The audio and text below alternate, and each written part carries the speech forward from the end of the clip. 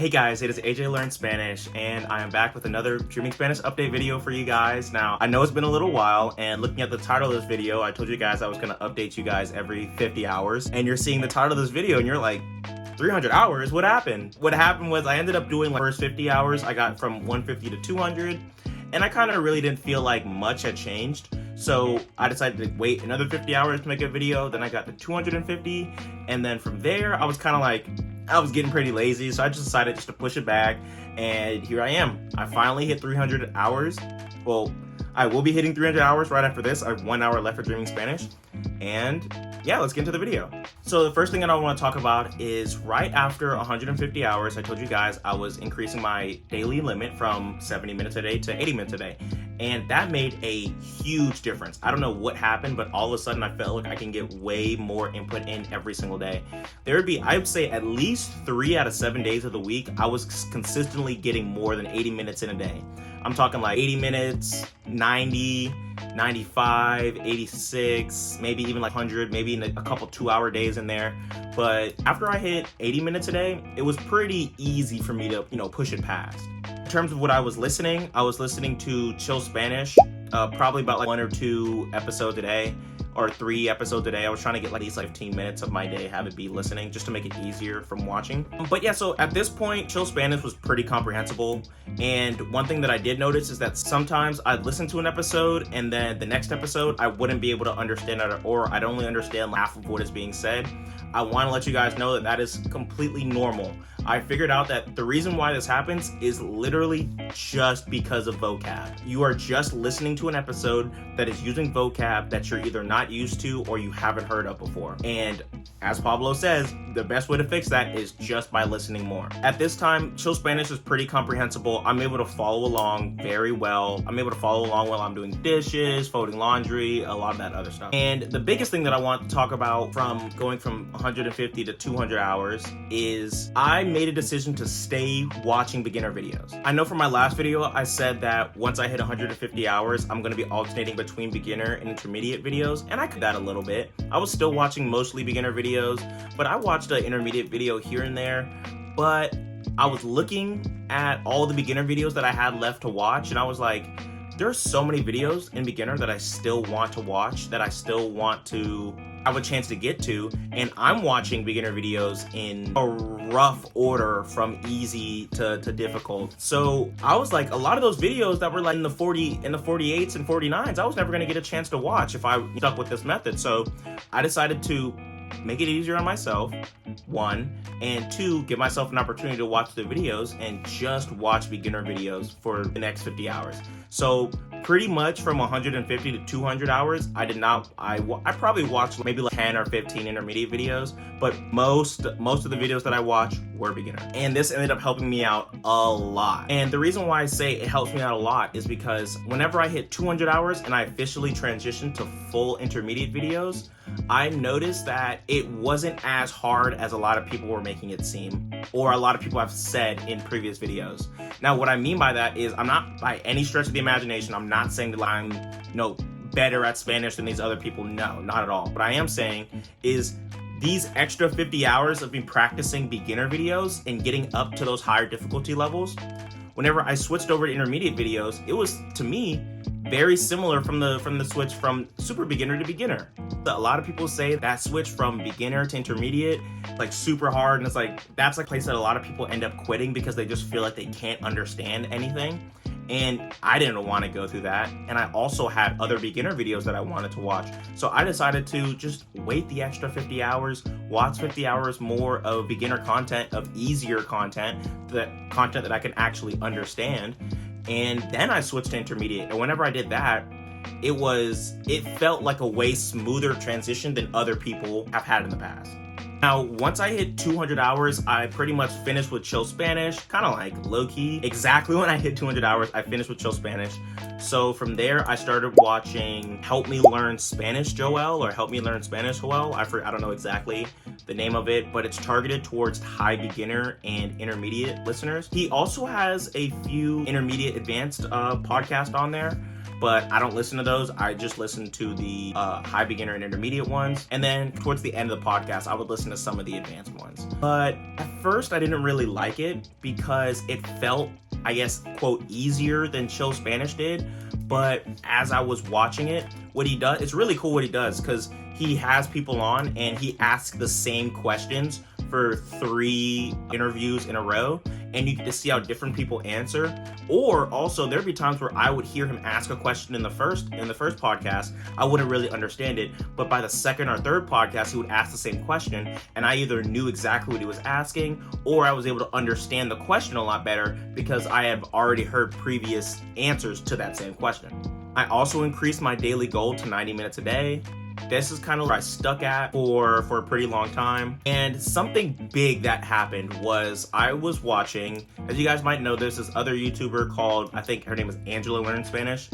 And I watched one of her videos and she talked about the importance of the in-between hours. She talks about how those 8 minutes that you're getting ready in the morning and walking to your car, or those 5 minutes that you're walking to class, or those 10 minutes that you're in your car driving are very important because those all can count towards your input.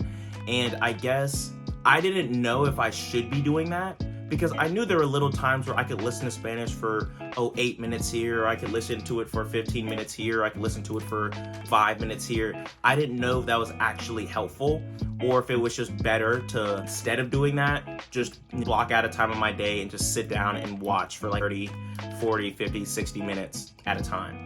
But whenever I started taking Angela's advice and doing like Spanish, those little itty bitty free time that I had, that I was in between me doing something, or like say I'm making my bed, getting ready in the morning, brushing my teeth, making my breakfast smoothie, I'd have Spanish in my ears and I'd be listening to it. And this made a huge difference in the amount of input I was able to get a day. I was easily getting 90 minutes a day, where before I wouldn't say that I was struggling to get my hours in, but it was definitely more difficult than this, because from the time that I wake up, brush my teeth, make my breakfast, that's like 20 minutes, and I've already have 20 minutes done for the day. Then I drive to class, I have to skate to class. That's another, 15 minutes driving back, driving to the gym, driving from the gym. All of that is like 40 minutes of time that I get every single day. And that's time that I'm not spending. That's not time that I'm like, I guess, quote, wasting watching Spanish videos. It's time that I'm already doing something else, but I can just throw in my earbuds and still get my input in. Also, she talked about crosstalk, and I do want to have like a little tiny segment about that. I did try crosstalk for a little bit. I tried HelloTalk and I tried Tandem. I just like Tandem better. And if you're gonna try these crosstalk apps, I recommend that you have a preset message to send to people. My message, I might pop it up on the screen if I can find it, but my message pretty much just said, hello, hey, my name's AJ and I'm trying to learn Spanish. I'm looking for a crosstalk partner to help me, and what we can do is I can speak to you in English and you can speak to me in Spanish, and that way we can both practice our learning at the same time. And I never ended up getting on like voice calls or anything with people, but for like, I would say like a week or two, I was texting people back and forth, being able to, and it was really cool because I had never really practiced reading Spanish. This entire time I'm just practicing listening, but I was still able to read the text messages and respond. And towards the end of my little 2 weeks that I just decided to try it out, it was cool because I was actually able to read messages all the way, not have to do any translations, and respond. So it was cool to know that like I was learning and that I was figuring things out. It was just, I think at the level that I'm at right now, I just don't think that I'm ready for it all the way, just because it was pretty exhausting every single time. Pretty much every message I was throwing into Google Translate, just because I think I knew what they were saying, but I wanted to make sure I wanted to make 100% sure. And then the whole process of copying, opening up Spanish dictionary, pasting it, reading it, responding, takes a lot out of you. So I tried it for a little bit. It was fun. I do want to come back to it probably later this year, or maybe even at the beginning of next year. I'll probably try crosstalk again, or Tandem again, but it was really cool. I recommend that you guys try it. So I was watching 90 Minutes a Day. I was listening to Joel Help Me Learn Spanish, and I was watching Dreaming Spanish videos. And I did that all the way up to 250 hours. And from there, I ended Joel Help Me Learn Spanish, and I had to find another podcast. So I tried listening to Spanish for False Beginners. I listened to it. The first few episodes were okay, but because I'm pretty sure it's like a gay couple, but one of the guys is from New England. Not New England. One of the guys is from England. So whenever he speaks, he kind of has like an English accent whenever he talks. And at least for me, like, it was harder for me to understand. So I was trying to like find other podcasts, and then I started listening to Un Día en Español, like these little short, like 7-8 minute stories about people talking about an experience that they had, whether it was an experience with their dad, like in the countryside of Mexico, or whether, you know, with their family in the city of Barcelona. They had a lot of stories. It was cool. I listened to that one all the way through. And I also, around this time, you know, I'm pretty sure you guys have seen it in the Reddit, but I found out about Spanish Boost Gaming. Now, this channel has helped me a lot because I would say this is like the first time that I've ever watched a video and I've been in Spanish, and I've been actively like, oh, I want to watch this. Not like this is a cool Spanish video, I'll watch it. But like I'm waiting for this guy to release episodes. I'm waiting for this guy to release his Minecraft series so that I could, you know, keep watching the Minecraft series videos. Or right now, I'm currently watching his Zelda live stream, and I'm waiting for him to release more, like live stream it again so that I could watch more of it. Like, I really enjoyed it. And I really like his humor too, because I don't know how old he is, but it seems like he's young and in his 20s. And some of the jokes that he makes, and just, I guess, like sarcasm or just way of speaking, I really enjoy it, and it's pretty funny to me. So he also has this other channel called Spanish Boost, where he gives like these podcast style videos that are like around 20 minutes long, where he'll just talk about a topic. So yeah, Spanish Boost or Spanish Boost Gaming, make sure you check those ones out because those are really good. And like I said, Spanish Boost, that's kind of like a podcast, and he would upload some of those to Spotify. So I was listening to that at the same time I was listening to Un Día en Español, and I really enjoyed it. I think he's probably like my favorite Spanish YouTuber right now, just because his jokes and then the content that he makes, I feel like I'm relating with him a lot. I finished Spanish Boost, or at least I got all the way caught up on that podcast. And right now what I'm listening to it's called Language Talk Spanish, or Lang Talk Spanish. This is two people from Spain, and I don't know, they just talk about like random topics, and there are a lot of them, and most of them are around like 15-20 minutes. So it's a good like sized podcast that I can just put on and listen to whenever I'm doing something. So yeah, I like that one. And for shorter trips, I'm listening to Español a la Mexicana. I made a Reddit post asking people about like high beginner, intermediate podcasts, and somebody recommended this to me when I was at 200 hours. I tried it. I felt like it was too fast for me, so then I tried it again at 250, and it was comprehensible, but it still felt like I had to like really focus on what the person was saying. So I decided to just wait, and now I'm listening to it now with like little to no problem. It still does sometimes feel like she's speaking a little bit quicker, but I mean, it's okay. And weirdly enough, even though she's speaking faster than the people do in Lang Talk, because she's speaking with like, I guess, a Mexican accent and not like a Spain accent, I can understand it a little bit better. That's one thing I've noticed, because I also tried this other podcast called Blanca to Go, and I am still listening to a few of them, but because of her like, I guess, Spain accent, it's a lot harder for me to understand the individual words that she's saying. But whenever I listen to Spanish a la Mexicana, it's not as hard. And getting to this part of the video, that you pretty much got me all the way up to 300 hours. That's pretty much what I did. I just watched Spanish Boost, Spanish Boost Gaming, a lot of streaming Spanish videos. I think right now I'm around difficulty level 52, just about. And yeah, honestly, these days I get most of my input from outside of streaming Spanish, either whether it's from listening or whether it's from watching like a Spanish Boost Gaming video. I kind of get it now when people say whenever they hit around that roughly 300 hour mark that they feel like everything opens up, because it really does.